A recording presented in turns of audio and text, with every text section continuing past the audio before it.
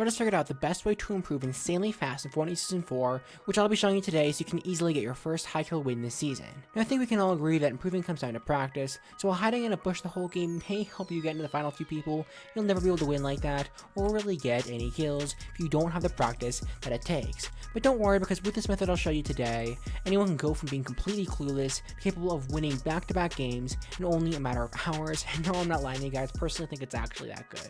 So if you do want to learn how to get better at Fortnite fast, win in Fortnite, and improve at all sorts of Fortnite things, be sure to subscribe with notifications. We're almost to our goal of 30,000, and the vast majority of you guys aren't subscribed. And if you all did subscribe, we could actually hit it right this very second. So I'm not going to stretch out this video. You guys are obviously going to want to go into creative for the strategy. But don't leave, because it's a little bit more complicated than that. If you're not in the right game mode, you won't improve, and at the end, cover the perfect and ideal creative mode and strategy for practicing that I guarantee you probably haven't done yourself yet. That is, of course, unless you've seen one of my videos on this before. Now, I'm going to be honest, without this final strategy, the other strategies on this list are just not nearly as great and a bit more closer to useless, so you'll see what I mean, but definitely be sure to stick around. Anyway, strategy number 1 is to go straight into a mode just like this that says 1v1 build fights. And the reason for this is because, as you can see, these aren't 1v1 build fights. So go right here and grab a shotgun, and you have this guy who's just kind of goofing around, and I can shoot him like that. He's dead. This guy's, where is he? Okay, nope. He is also dead. Okay, but I think you get the point. This is complete chaos. People are going around doing whatever they want. Now you may wonder, Storm, why is that a good thing? Well, just hear me out. Now, things are chaotic, sure, but that's a good thing because you can learn how to manage when there are a lot of players. So for example, there are plenty of players pushing me, there are plenty of players who want to kill me, so I can practice with my building. I know I'm not doing very well here because I'm trying to commentate. So I can practice on trying to build and manage all these different players at once. I go up and kill this guy right here, and all of a sudden there's these other players here who are fighting. I mean, in a regular game, chances are you'll be in a build fight where there are 2 or 3 parties involved. So it's definitely a good idea to get an idea of exactly what to do in those fights, especially when you get knocked down like this. Now, this mode is incredible for doing things like practicing your aim. So you see, you have these guys who are walking around, bam, my accuracy is pretty bad right now. I don't think that guy wanted to fight me. We have, okay, come on. Here we go. But you see, there is fight. You go from fight to fight to fight. In a regular game of Fortnite, you have to go like forever between each fight, like 2, 3, 4, 5 minutes. And then if you die, well, you're gonna be sent to the lobby, and you have to wait like a couple minutes to get into another round. It's gonna take you a long time to build up the practice to improve. Because really, when it comes to practicing something like your aim, or really anything in Fortnite, the best thing to do is practice. You can go up, kill that guy right here, another guy right here, and also what I like is, in most of these modes, okay, what's going on?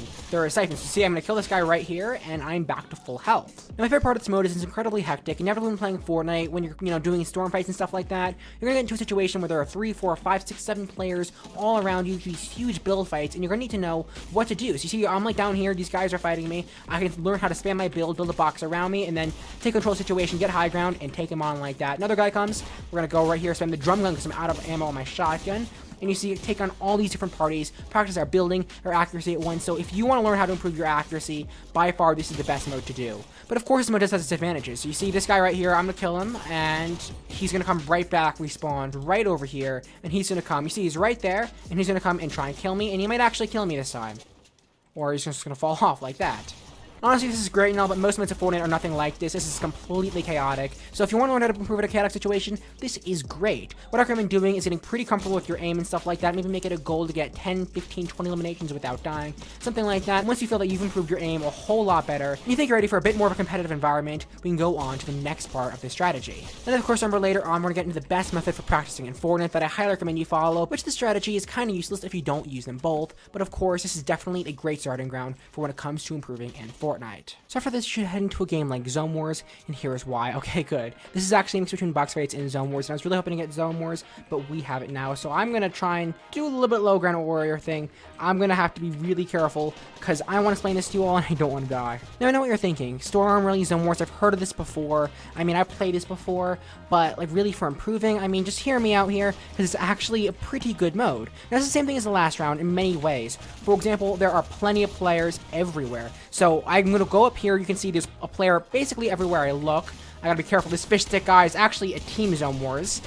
Okay. But you can see already that skills I built up of being able to build around me in chaotic situations, it's really coming to use. I'm able to build and kind of take care of all these different people. Come on.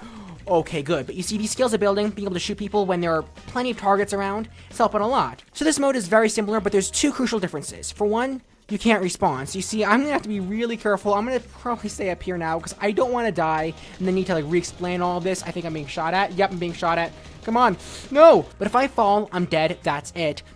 But as you can see, I died. That's it for the round. But this person won the game. There's one definitive winner. In the previous round, it's just kind of people do whatever they want. But in this round, there's one person and they can say, hey, I won this game. Now, this is super important because it's just like a regular game. In Fortnite, it's not like people are just running around shooting each other willy-nilly. In Fortnite, there are real winners. There's one person who wins and everyone else loses. So you can really thrive in that kind of Fortnite-type game. You can learn about the...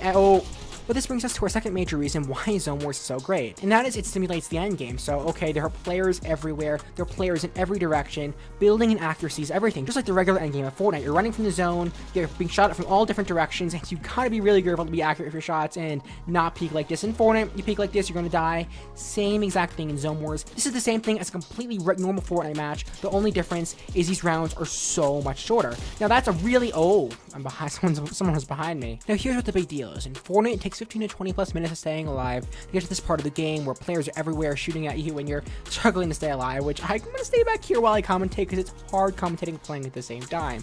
Now most players only get there at most a couple of times during a several hour play station, but when you're playing Zone Wars, you can go from round after round after round in this exact scenario. So if you master the art of playing Zone Wars, you're not just now really good at Zone Wars, but you're really good at the entirety of the end game in Fortnite. So next time you're playing Fortnite and you get into the end game, you're going to have a huge advantage against your opponents who likely have only gotten there a couple times within possibly the last few days or even weeks. But you have a lot of practice in Zone Wars, you will be all set to easily take that win.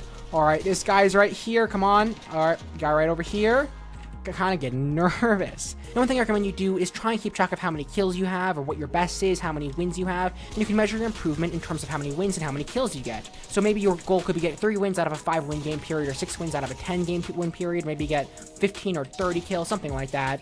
I'm going to be dead here. It's so difficult commentating while talking, but I think Zone Wars is phenomenal for practicing. While it is true that improving in-game scenarios is vital, it's not that great for learning in the sense of discovering new strategies and figuring out what your mistakes are and how you can improve your mistakes. And to be honest, you can practice as much as you want, but if you're not learning while doing so, you're going to lose that practice pretty quickly. But if you're able to learn new strategies and other types of information to stick with you, that's going to give you a huge advantage in Fortnite no matter how long of a break you take. And of course, this brings us to our final strategy. But first, let's try and win this game in Zone Wars to really send home our point. Come on! Okay. Come on. We are so close! No! There we go, we did it. That was crazy. Alright, so we're back in our laboratory over here, or whatever this nice little area is. It's this pretty cool area. That's not creepy at all.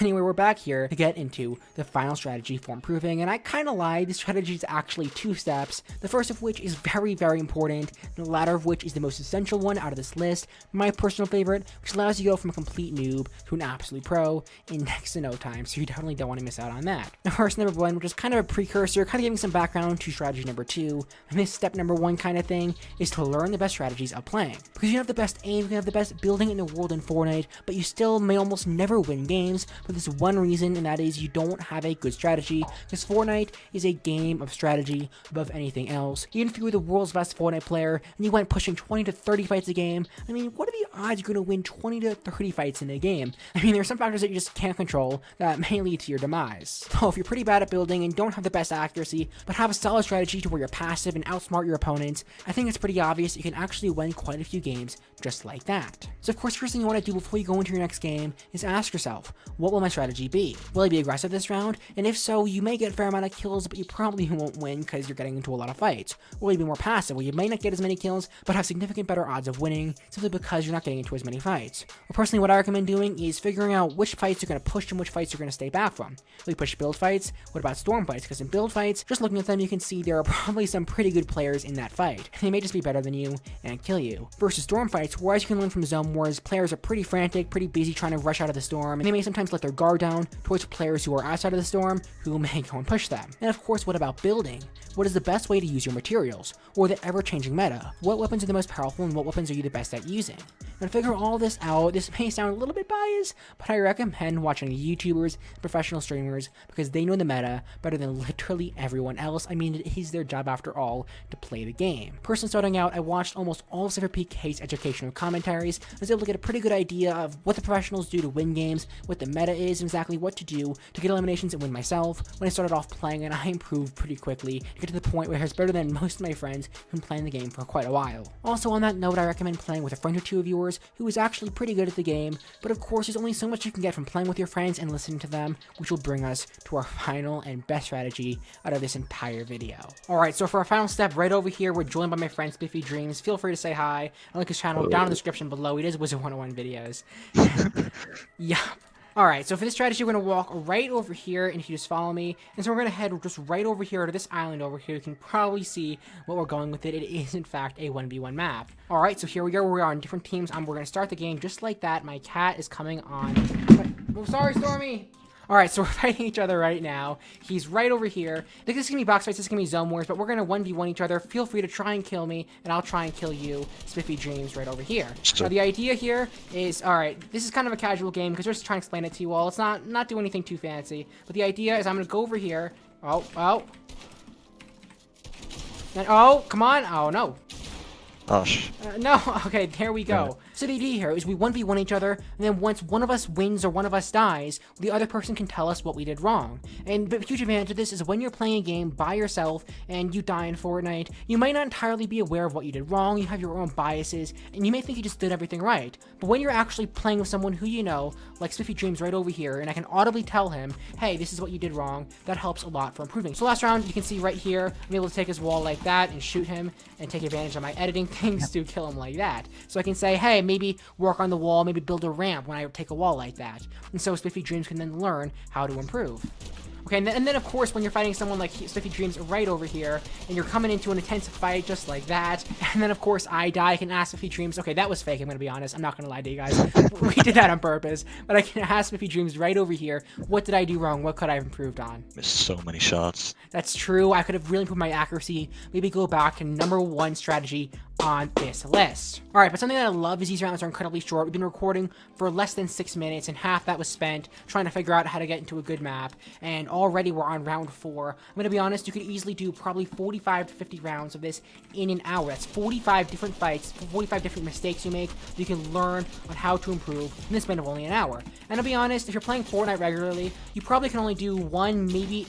Oh, there we go. Probably only do 3, 4, maybe 5 games that are actually worthwhile, where you're actually getting kills, maybe placing well, but you're not going to really actually have too many worthwhile games in only an hour, versus this, we can easily get into so many different fights. Believe it or not, I actually did crunch the numbers, and if you do this for 1 hour, getting to 45 fights, at minimum 45 fights, it would take you at least 6 to 7 hours getting just as many worthwhile fights in a regular game of Fortnite. So as you can see, you can improve 6, 7 to 8 times faster than anyone else who's playing the game, simply by practicing in efficient ways, just like this mode right over here. Alright, there we go. Oh my gosh, that was a close shot. Of course, if you need friends to play with, because I know, I'm going to be honest, most of my friends have stopped playing the game a while ago, and it's very hard to find people who actually still play the game. So if you do need friends to play with, feel free to make friends down in the comments below, and like I always do, to help your comments be seen by others, I'll be going through and hearting all the comments that I see of those who are looking for friends to play with, so your comments show up at the very top. Anyway, thank you so much for your help again, Spiffy Dreams. Of course, just follow strategies like this, it's my personal favorite, and to be honest, you'll be improving incredibly quickly in no time. Now, if I did help you out and you want to learn more about how to get better at Fortnite, how to win in Fortnite, and how to improve at all sorts of Fortnite things, you should subscribe and help me hit 30,000, and then click down here to learn how to level up incredibly fast this season. But that's all I have for now, and I will see you all later.